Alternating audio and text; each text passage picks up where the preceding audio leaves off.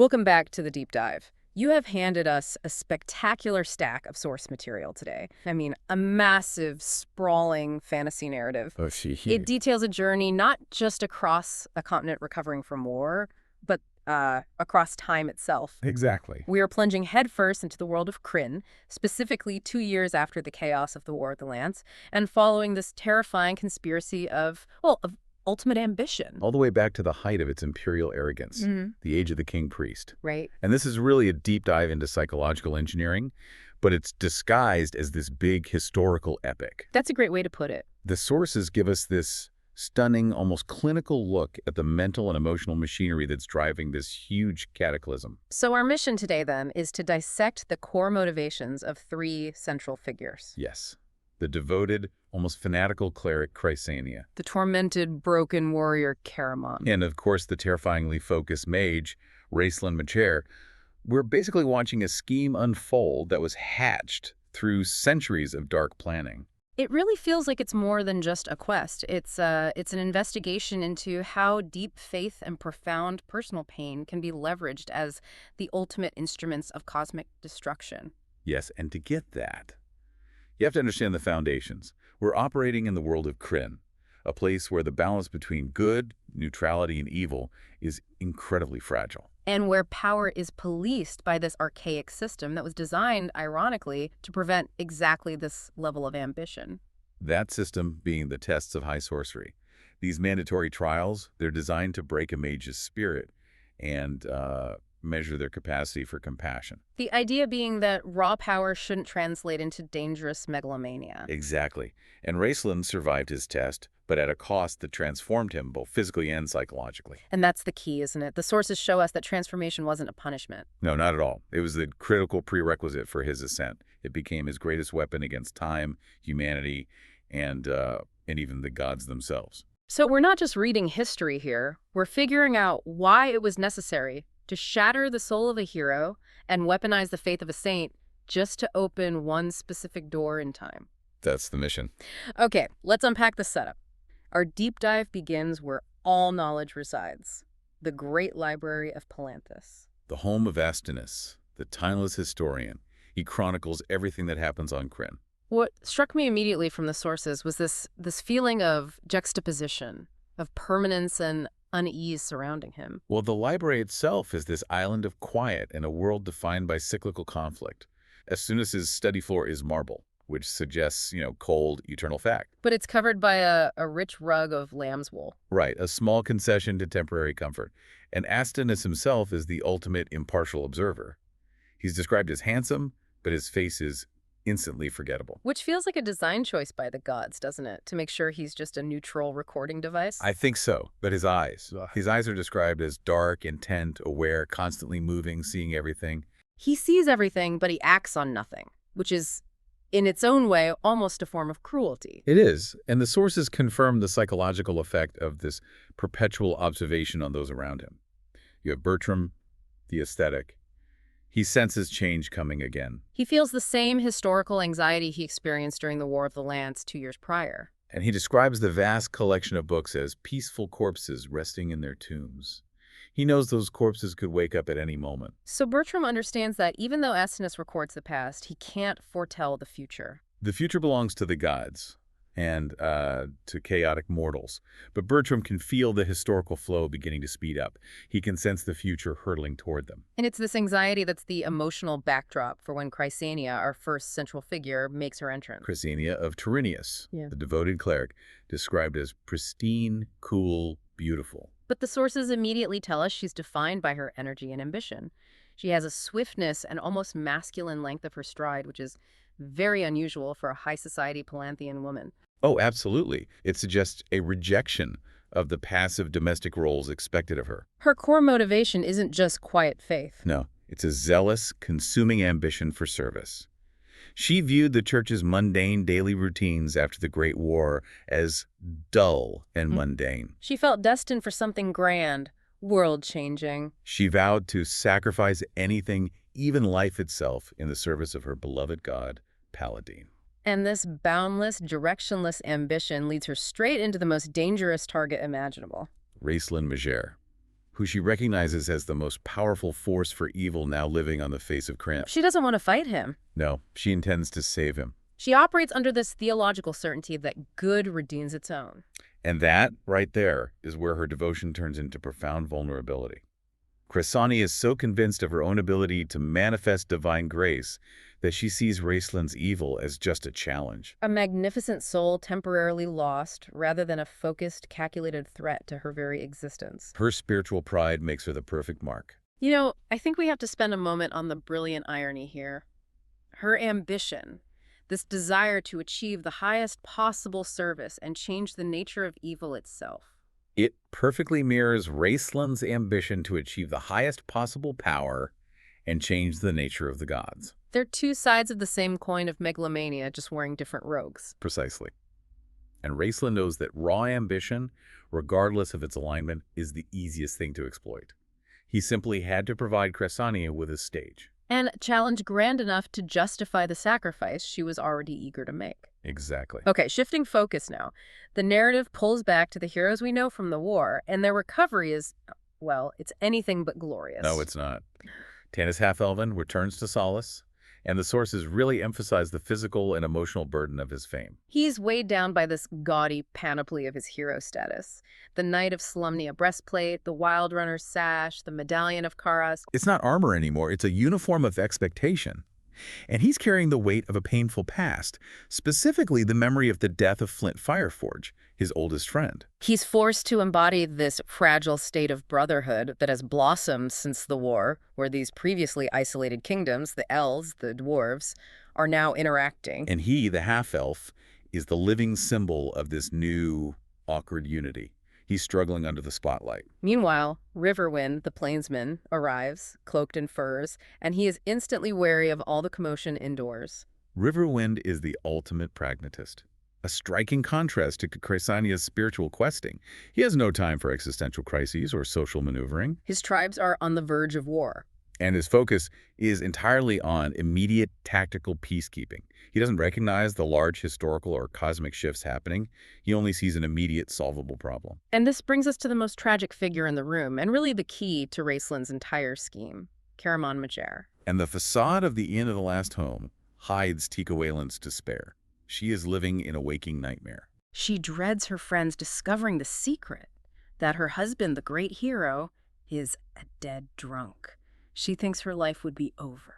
The sources set the scene with this painful awkwardness. She's so distracted and ashamed that she mistakenly hands beer to elves who ordered wine. And then Caramon crashes through the door, a profound physical and emotional wreck. He's described as a poor, drunken wretch, slovenly. The powerful warrior is now just a source of clumsiness. This isn't just alcoholism. It's self-destruction rooted in a trauma that was inflicted with surgical precision by his twin. And this is the critical, painful nugget of knowledge we get from the sources. Caramon, in a final act of desperate love, had written Raistlin a letter filled with love, begging him to return. The letter came back unopened. With that crushing final signature, I have no brother, I know no one named Caramon. Wait, I need to stop and really analyze that. Raistlin didn't send a threat or an insult. No. He sent a complete obliteration of Caramon's identity. The twin dynamic was defined by Caramon as the protector, the shield, the unconditionally loving brother. By saying, I have no brother, Raistlin didn't just reject his love, he removed Caramon's fundamental sense of purpose. It was psychological nuclear warfare. Caramon's physical strength, without the context of protecting his twin, became meaningless. He was left purposeless, filled with self-loathing, and so easily manipulated. Tika observes it perfectly when she says Crysania isn't mad, but she's in love, while Caramon is just shattered by the lack of it. The definitive rejection.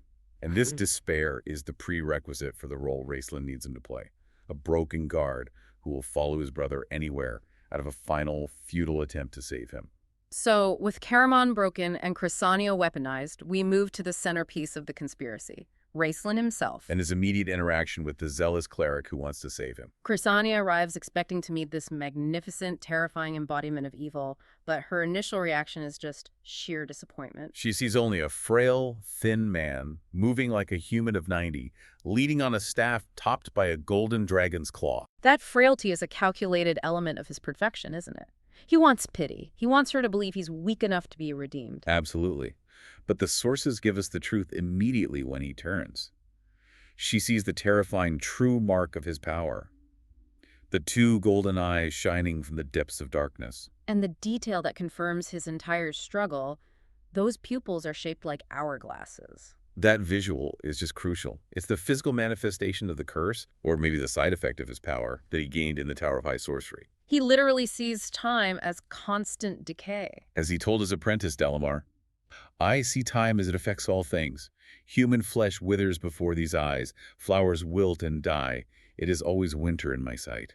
Wow. I mean, if you are constantly forced to observe mortality, to see life as instantly decaying, your goal to conquer time and replace the gods, it suddenly becomes a rational, if insane, response to your suffering. His suffering feeds his ambition. The gold skin isn't just a mark of corruption. It's the visible mark of that suffering. He is consumed by the magic he gained 7 years earlier during the test, yet he survived. And to understand that survival, we have to look at his headquarters, the Tower of High Sorcery in Palenthus. And this is not just a building. It is an architectural reflection of his tormented soul and his power. The black stone is twisted, writhed with minarets that glisten blood red. Looking like rotting skeletal fingers clawing their way up. Chilling. I think we need to linger on the sheer horror of this location.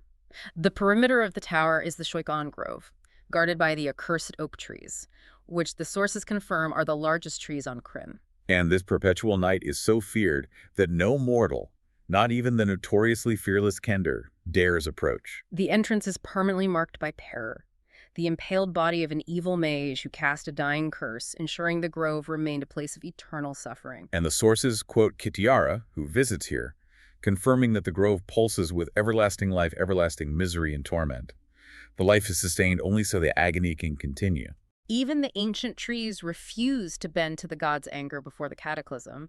They are a malevolent force unto themselves. So who is visiting Raistlin in this haunted ground? Kitiara, his half-sister and dragon high lord, accompanied by the truly terrifying undead warrior, Lord Soth, the Death Knight. And Lord Soth is crucial here. He's not merely an undead soldier, he's a cautionary tale of damnation. He was the Lambic knight who betrayed his oaths, caused the death of his family, and was cursed by the gods for his hubris. Trapped between life and death, he radiates this aura of coldness and decay, a perfect lieutenant for a mage obsessed with time and death. Kitiara trusts him precisely because he is damned and therefore utterly reliable. Her means of entry into the grove is fantastic. She carries a night jewel which shines for those who worship it or for the dead who, like me, have been damned to eternal life. Even with this dark blessing, the encounter with the Guardians is tense. She's grabbed by white, bony hands reaching up from the oozing soil. The jewel saves her, and the trees reluctantly part for her as she's recognized, known for one of their own. That line is chilling. Yeah. Recognizes one of their own. It solidifies her own darkness and damned existence. Her negotiation with Raistlin reveals the depth of their long-term plotting. Raistlin reminds Kitiara that he used magic to destroy Lord Ariakis' shield during the War of the Lance, which allowed Tanis Half-Elven to kill him. Wait a minute, so Raistlin engineered the death of the supreme commander of the dragon armies, not to help the forces of good. No, but specifically to elevate his sister, Kitiara, making her the most powerful dragon high lord. That means he used the hero Tanis as a disposable asset to remove a political rival in the hierarchy of evil. It's a perfect example of his calculated neutrality. She traded political leverage within the hierarchy of evil for a dark favor, and that favor is now coming due. The conversation shifts, and Lord Soth, the perceptive observer, notes that Raistlin's ultimate scheme hinges entirely on Crysania, the holy cleric. Kitiara immediately recognizes Crysania as a threat to Raistlin's focus, and crucially, to her own influence over him. She doesn't hesitate. She resolves to eliminate the cleric, planning to remove her in the Wayreth Forest, a place known for its magical dangers. And she intends to make it look accidental, ensuring Raistlin will never know she had anything to do with it. This is a deadly dance between the ambitious mage and the ambitious warrior. Kitiara thinks she can preemptively strike against sentiment. But what Kitiara fails to grasp is that Raistlin might have anticipated even her treachery and used it as part of his larger funneling scheme. Kitiara acts fast, setting her draconians and Lord Soth on Crysania in the forest as she travels toward the hidden Tower of Wayreth. Meanwhile, Caramon and Taz are in pursuit, And here's where we see the momentary redemption of the warrior. Caramon is still a wreck, drunk, and useless. But Tas, the kender, performs the ultimate intervention. He doesn't appeal to Caramon's heroism or duty. He confronts him by reminding him of his duty to and his love for Raistlin. That pain is the only thing strong enough to shock Caramon out of his self-pity, forcing him back onto the path of protection. And the attack itself is horrifying. Lord South points his spectral hand and speaks the word die directly to Crysania. But her faith, anchored by the medallion of Paladine, flares with pure white light. It protects her soul from damnation. But the sheer force of South's command leaves her in a death-like sleep. Her body is stiff, turned to marble, breathing but functionally lifeless. And this is a critical state for Raistlin. He needs her alive, but inoperative, a clean package ready for transit. And this is where the source material introduces one of the most bizarre and, frankly, darkly humorous details of the entire saga. Raistlin, watching the scene via a scrying pool, sees Caramon and Tas preparing to bury the body. And he whispers instructions to Bupu, the gully dwarf, a strange, chaotic creature who had previously befriended a less tormented Raistlin. Bupu, convinced she must help the pretty lady, acts on the mage's suggestion. She finds a small, dead, stiff lizard. And places it on Crysania's chest. A dead lizard is the ghastly cure. I mean, I have to pause here. This is a moment of high fantasy drama facing off against a death knight, and the cure is fundamentally absurd. How do we reconcile Raistlin, the cosmic megalomaniac, using gully dwarf folk medicine? I think it speaks to Raistlin's total efficiency and his contempt for traditional methods. He's using Bupu's chaos and superstition channeled by a simple whispered spell to achieve a clinical result. And it works. It restores Crysania's breathing but leaves her in that death-like state, perfectly preserved, perfectly captive. She is now an asset, not a person. After securing his asset, Raistlin seals the trap. He casts a powerful spell, commanding the surrounding woods to conceal them. Creep up on them as they sleep. Sing them your magical song. Lure them onto your secret pass. Caramon and Tas wake up surrounded by the menacing, transformed forest of Wayreth, now inescapable except by finding the mage's tower. He orchestrated their injury, their cure, and their path to the only place they can receive help. The full extent of this manipulation is confirmed during the interrogation scene back at the Tower of High Sorcery. Yes. The leaders of the three robes, Parsalian of the White, Ladon of the Red, and Justarius of the Black, are questioning Raistlin's dark elf apprentice, Dalamar. They are desperately trying to understand how Raistlin, their former student, has become such an existential threat. And the test itself is key here. The mages explained the test's true purpose: maintaining balance, ensuring mages weren't dangerous, and, critically, teaching compassion. But Raistlin survived, yet lost the compassion, gained the decay sight, and became the threat. And Dalamar reveals the dark truth of his master's survival. During the test, Raistlin faced a confrontation with a dark elf illusion designed to kill him. It was then that Fistandantilus, An ancient and monstrously powerful mage, assumed dead. aided Raistlin to survive. So the physical changes, the gold skin, the hourglass eyes, weren't the result of the dark elf's fireball. No, they were the consequence of merging with or being possessed by Fistandantilus. Raistlin's suffering is a side effect of merging with a historical figure of immense evil power who was supposed to be erased from time. This merger is the foundation of the plan. Dalamar reveals Raistlin's true goal: to travel back in time to the age of the King Priest to acquire Fistandantilus's full magic before the Cataclysm. By traveling back, Raistlin can essentially complete the ancient mage's history and in the chaos of Istar, claim that power for himself. And Crysania's role is now fully clarified. Why go through all the trouble? Why the elaborate manipulation? Raistlin needs Crysania, a cleric of true holy powers, to defy the Dark Queen, Tasslehoff herself. Dalamar confirms that the goal is to open the Dark Door in the past. So let's define that crucial piece of jargon. The Dark Door is the passage to the Abyss, Tasslehoff's realm. Why does Raistlin need Crysania to open it? Because the door is sealed by divine power. Only a being of absolute, untainted holy power, a truly devoted cleric, could open that door and potentially survive the attempt. Thus providing the ultimate conduit for Raistlin's final power grab against the Dark Queen. He manipulated Crysania's faith to turn her into a sacrificial key for the Abyss. The staggering realization is that Raistlin orchestrated everything. The letter of rejection, the flight from the tower, the fight with Kitiara's forces, the injury, the strange cure, the magical forest. All designed to deliver Caramon and Crysania right to the mage's tower. forcing the mages to use their own limited resources to send them back in time. They are forced to act to preserve the balance, even though they know they are playing directly into Raistlin's hand. They reluctantly agree, leading to a crucial discussion about the inherent flaws and limitations of the time travel spell itself.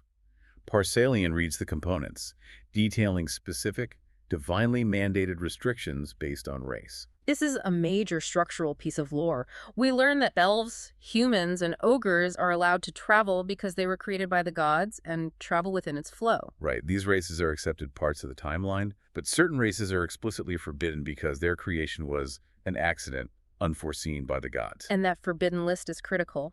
Dwarves, gnomes, and kender. The spell warns that introducing these races could have serious repercussions, and the mages hold this fundamental, arrogant belief that they will not be able to change or affect what has occurred previously in any way. They believe history is immutable, a fixed set of rails. But this is where the greatest, most beautiful accident of the sources occurs. In the final chaotic moments of the spellcasting, Tass, the kender, who had been magically transformed into a mouse, Reverts to his kender form. He is hiding right on Caramon's time travel device. and this small, chaotic detail changes everything. Tasslehoff, the white robe head, collapses, and his last conscious thought is the terrifying final realization. He had sent a kender back in time. This accidental insertion of an unforeseen race throws the entire calculated premise of the spell, the idea that time cannot be changed, into immediate jeopardy. The ultimate variable has been introduced by chaos, not design. The ultimate kender caper. It is a tiny, unplanned event that could unravel the fabric of reality. So the travelers arrive in Istar 962 IA, just 13 days before the catastrophic cataclysm. And Caramon, Crysania, who's still in her death-like sleep, and Taz land in a city that is simultaneously the pinnacle of civilization and deeply structurally wrong. The atmosphere is palpable. Danubis, a local cleric, notes the air is too hot for the beginning of Yule season. He said it feels heavy and oppressive. This isn't just weather, it's the environment reacting to the sheer weight of the king priest's hubris, the literal calm before divine wrath. The sheer visual scale of the city is staggering. The king priest's temple is described as rivaling the gods, built of pearl and rose-colored marble. It's gorgeous. But Caramon, with the tragic knowledge of the future, instantly recognizes the structure as the same one that later became the corrupt temple of the Queen of Darkness in Naraka. He sees the connection between the pursuit of absolute arrogant goodness, this desire to dictate virtue to all other races, and ultimate evil. The beauty is a facade for the lurking horror. A perfect architectural deceit. And the sources peel back the corruption within the church hierarchy itself. Danubis, the one cleric who still seems honest, is disturbed by his superior, Korath, who's an elf. Korath suggests ignoring the suffering of a man Caramon, who is wrongly arrested, just to avoid upsetting the king priest. And he chillingly notes that they do the real work of the gods on Krynn, which means administration, wealth acquisition, and political maneuvering. Not actually serving the faithful or providing compassion. This confirms that Raistlin's initial critique to Crysania was accurate. The church is a political machine, justifying his claim that she is the only true cleric left. So Caramon is arrested, falsely accused of assaulting the unconscious Crysania, and sold into slavery to Eric, a dwarf master of the games. And Taras, in a state of utter kender delight, is thrilled at the prospect of gladiatorial combat. This leads us to the section that provides Caramon's final, necessary psychological shock. He is horrified, refusing to murder for sport. And Eric, the dwarf, reveals the shocking reality. The games of Istar are entirely fake. They rely on collapsing swords and chicken blood, a change forced by elven clerics 10 years prior because they were deemed barbaric. Eric laments the glorious time when the fights were vicious and real. This detail is pivotal for Caramon's arc. He's a man who deals in brutal, honest reality, war, battle, strength, and drink. And he is humiliated, fed only chicken broth, and forced to wear ridiculous ornamental gold armor, which is utterly useless.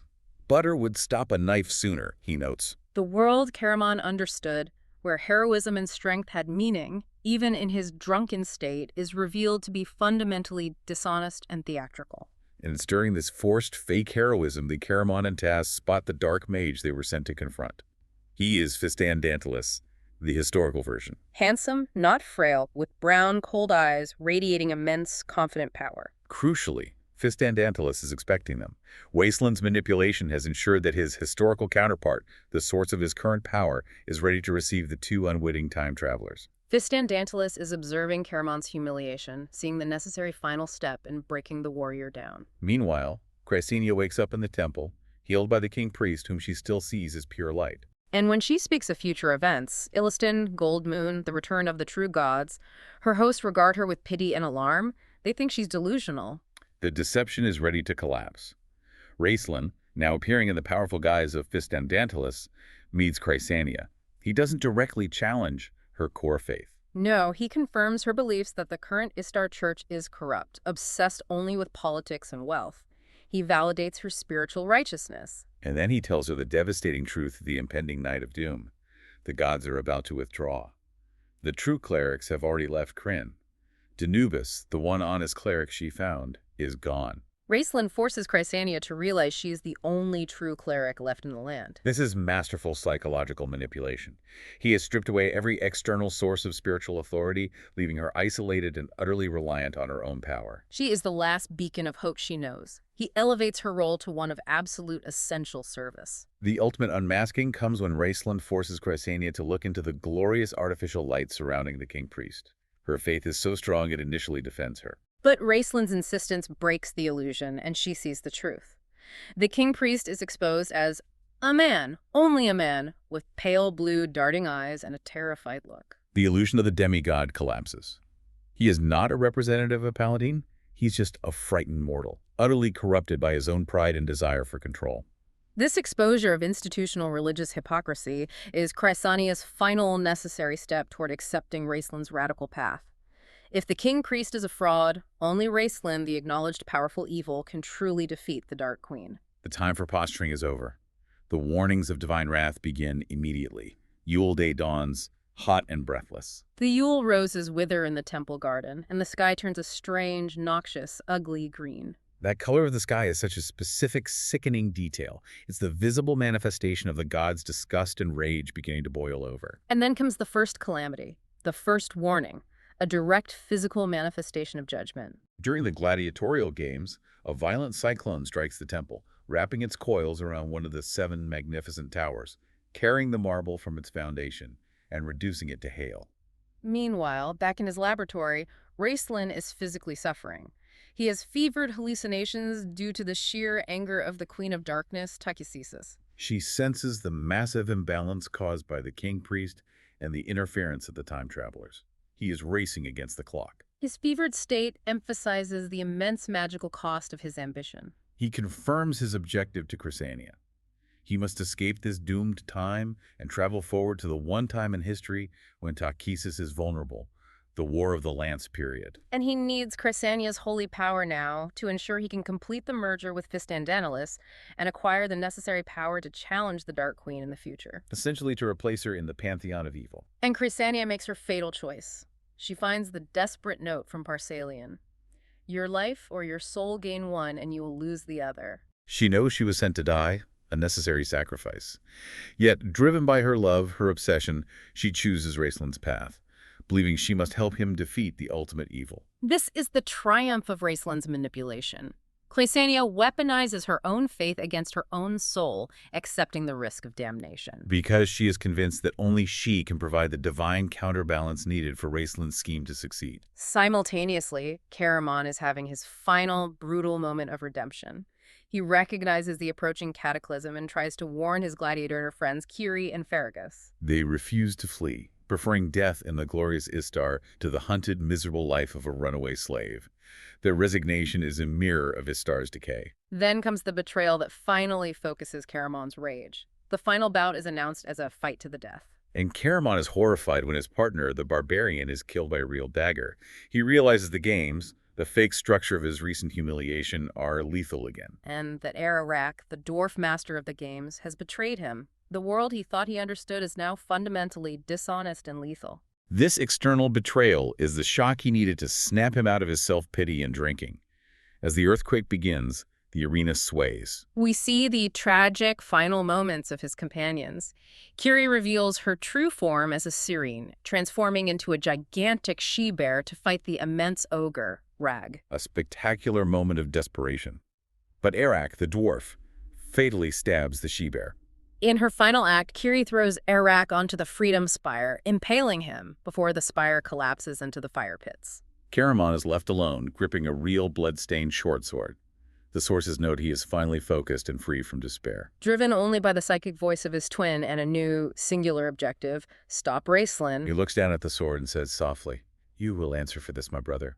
His heart, once shattered by rejection, is now replaced by a cold emptiness as black as your robes. This is the controlled rage Raistlin needed him to find. While Caramon races through the wreckage, Taes, following Crysania, witnesses the king priest's final moment of catastrophic hubris in the collapsing temple. He's still demanding power from Paladine. And his demands are chillingly specific, highlighting the prejudice that led to the Cataclysm.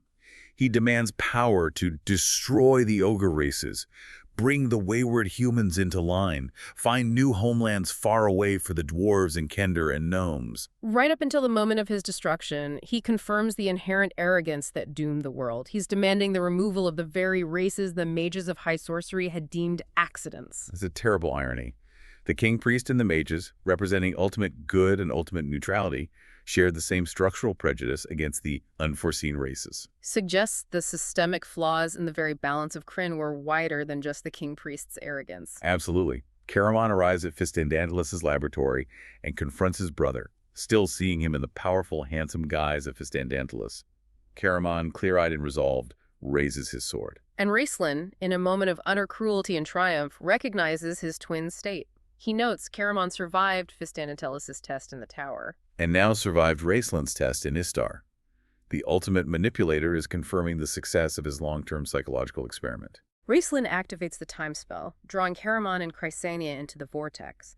Taes, left behind in the chaotic, collapsing laboratory, grabs a golden-hilted sword. He sees a burned ring of silver powder and a remnant of Crysania's white robe, the only physical evidence of the departure.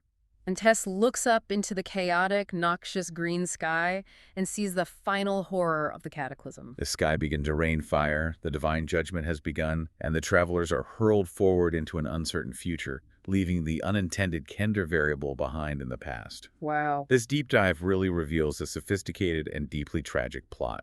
We've moved beyond standard fantasy tropes to examine the architecture of ultimate ambition. Raistlin's entire plan hinged on meticulous calculation.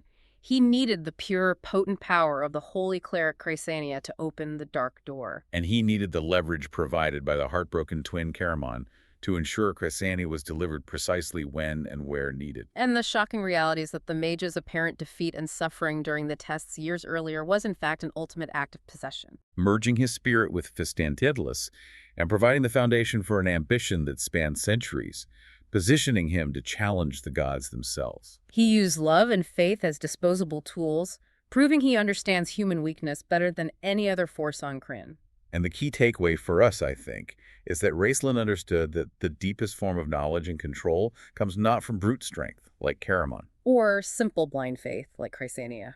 but from meticulous long-term psychological calculation and the ability to define and exploit the vulnerabilities of others. It makes you question the nature of history itself in this world. We learned that the very act of time travel was predicated on the mage's belief that one cannot change what has already occurred.